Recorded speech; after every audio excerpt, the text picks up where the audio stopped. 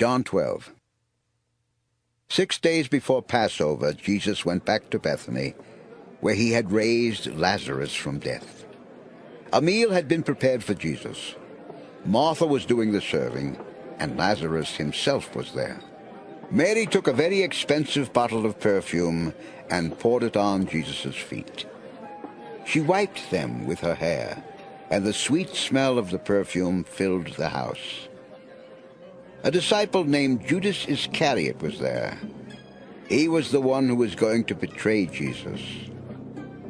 And he asked, "Why wasn't this perfume sold for 300 silver coins and the money given to the poor?" Judas did not really care about the poor. He asked this because he carried the money bag and sometimes would steal from it. Jesus replied, "Leave her alone. She has kept this perfume for the day of my burial. You will always have the poor with you, but you won't always have me." A lot of people came when they heard that Jesus was there.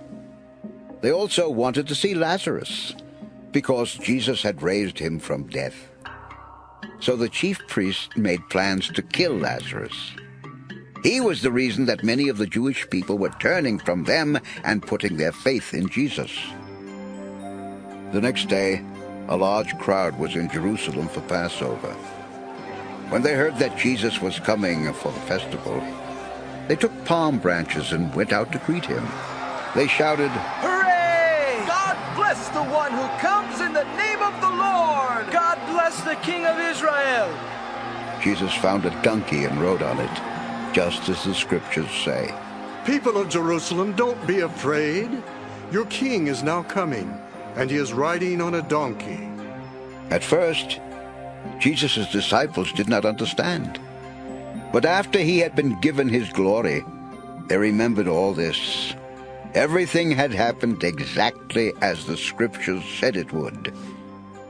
A crowd had come to meet Jesus because they had seen him call Lazarus out of the tomb. They kept talking about him and this miracle. But the Pharisees said to each other, "There is nothing that can be done. Everyone in the world is following Jesus." Some Greeks had gone to Jerusalem to worship during Passover. Philip from Bethsaida in Galilee was there too. So they went to him and said, "Sir, we would like to meet Jesus." Philip told Andrew. Then the two of them went to Jesus and told him. Jesus said, "The time has come for the Son of Man to be given his glory. I tell you for certain that a grain of wheat that falls on the ground will never be more than 1 grain unless it dies. But if it dies, it will produce lots of wheat. If you love your life, you will lose it. If you give it up in this world, you will be given eternal life. If you serve me, you must go with me. My servants will be with me wherever I am. If you serve me, my Father will honor you." Now I am deeply troubled, and I don't know what to say. But I must not ask my Father to keep me from this time of suffering. In fact, I came into the world to suffer. So, Father, bring glory to yourself." A voice from heaven then said, "I have already brought glory to myself, and I will do it again." When the crowd heard the voice, some of them thought it was thunder. Others thought an angel had spoken to Jesus. Then Jesus told the crowd, "That voice spoke to help you, not me. This world's people are now being judged, and the ruler of this world is already being thrown out. If I am lifted up above the earth, I will make everyone want to come to me." Jesus was talking about the way he would be put to death.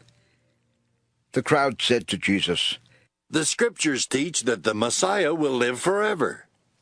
"How can you say that the Son of Man must be lifted up? Who is this Son of Man?" Jesus answered, "The light will be with you for only a little longer. Walk in the light while you can. Then you won't be caught walking blindly in the dark. Have faith in the light while it is with you, and you will be children of the light." After Jesus had said these things, he left and went into hiding. He had worked a lot of miracles among the people, but they were still not willing to have faith in him. This happened so that what the prophet Isaiah had said would come true. Lord, who has believed our message, and who has seen your mighty strength? The people could not have faith in Jesus because Isaiah had also said, The Lord has blinded the eyes of the people, and he has made the people stubborn. He did this so that they could not see or understand, and so that they would not turn to the Lord and be healed. Isaiah said this because he saw the glory of Jesus and spoke about him. Even then, many of the leaders put their faith in Jesus, but they did not tell anyone about it. The Pharisees had already given orders for the people not to have anything to do with anyone who had faith in Jesus. And besides, the leaders liked praise from others more than they liked praise from God.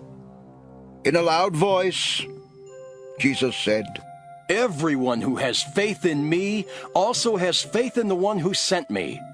And everyone who has seen me has seen the one who sent me.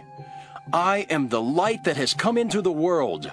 No one who has faith in me will stay in the dark. I am not the one who will judge those who refuse to obey my teachings. I came to save the people of this world, not to be their judge. But everyone who rejects me and my teachings will be judged on the last day by what I have said.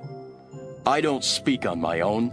I say only what the Father who sent me has told me to say. I know that his commands will bring eternal life. That is why I tell you exactly what the Father has told me.